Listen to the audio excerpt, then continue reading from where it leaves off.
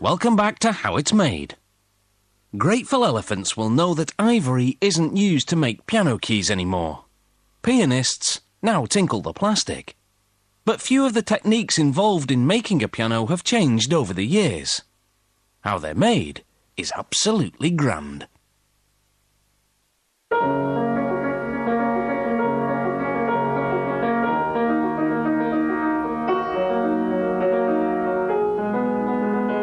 Its sound is delightful, but just as beautiful is the piano itself. A piano is made up of inner and outer rims, a soundboard, treble and bass bridges over which the strings are stretched, and a heavy cast iron plate. To make a piano rim, automated rollers spread glue onto sheets of maple, coating both sides.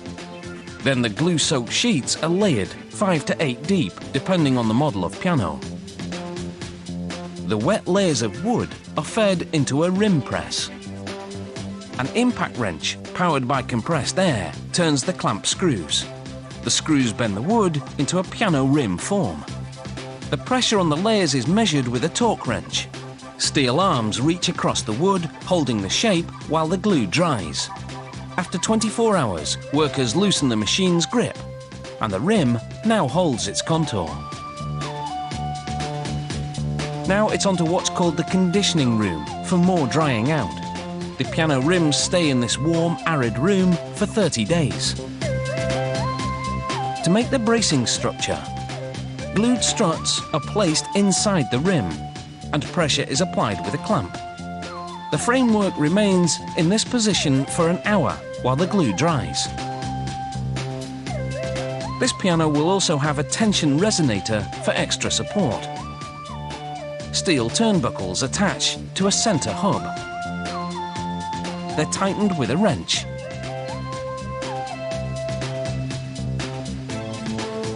Next, the soundboard is installed. Strings will straddle the bridges and transmit vibrations to the soundboard, which amplifies the piano's sound. Ribs are glued onto the soundboard. Wooden clamps are lowered over each rib to apply pressure while the glue dries. This takes about an hour.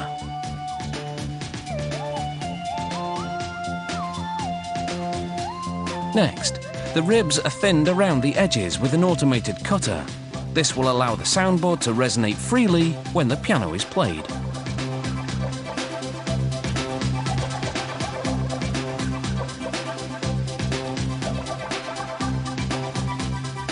Now the soundboard is positioned in a bridge press. Then, a bridge locating fixture is placed on top of the soundboard. This device holds the bridge in place while it's glued to the soundboard. After the two bridges are glued down, the soundboard is lowered onto the piano rim. A cast iron plate is hoisted onto it. It's important that this fitting is carried out correctly, or the piano will not function properly. Then the plate is removed for finishing. Next, notches are cut into the bridges, which are now topped with a lubricant. This extremely sharp chisel cuts through the maple like butter.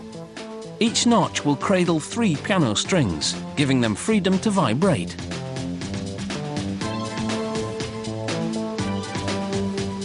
Now, glue is rolled onto the outside case of the piano, which is made of rosewood veneer on maple, and it's fitted over the rim structure.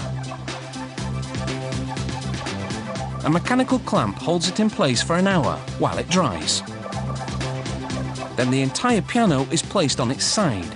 Spinning cutters shape the arms that sit next to the keyboard into an elegant curve.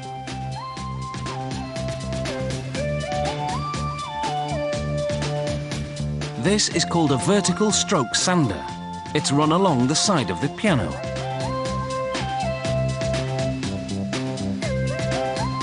A black polyester paint is applied, then buffed with this electrical cloth polisher. Cream is rubbed into it until you really can see yourself in this half-finished piano.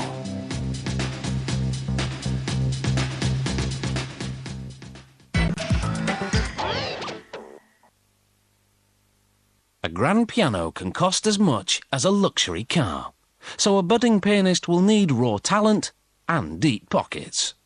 And like a luxury car, when you lift the top of a grand piano, you'll see that a great deal has gone into its construction.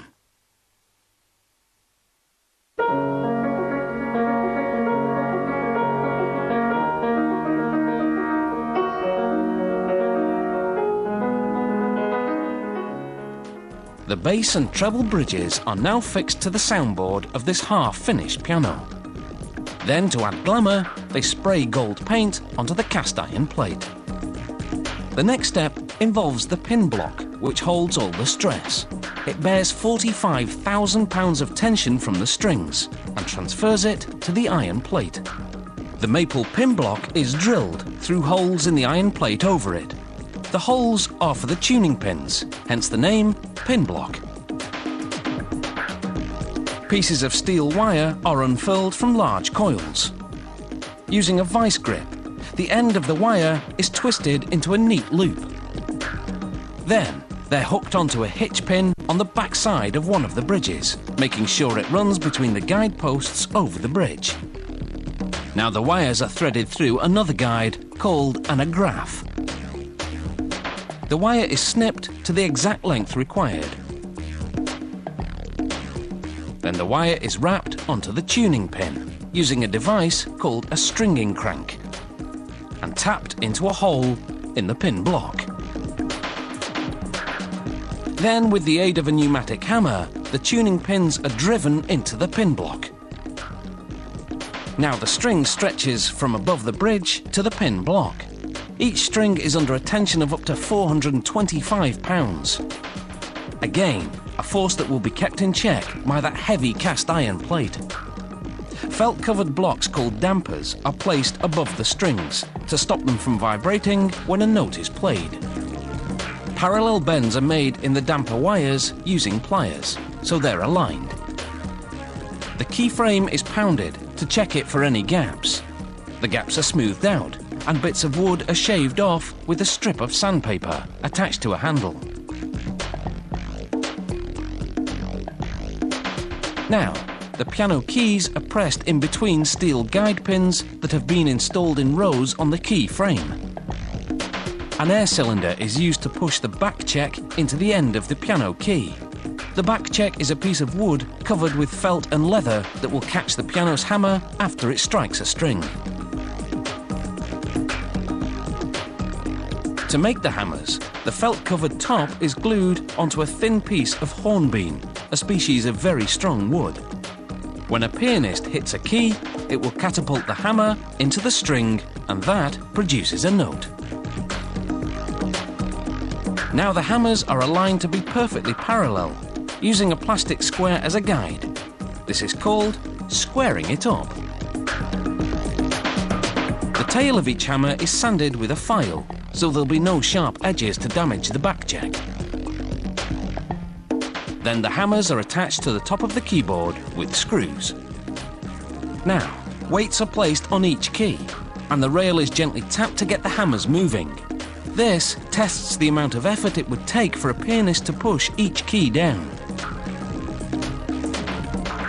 After determining how much weight is needed, a place is marked on the side of the key and holes are drilled. Each hole is plugged with a piece of lead in a process called swedging. A divot is pushed into the lead so it expands and fits snugly into the key. The lead will counterbalance the weight of the hammers and give the key the required amount of weight. Next, each hammer and key are checked, and subtle mechanical adjustments are made so they move smoothly and fluidly.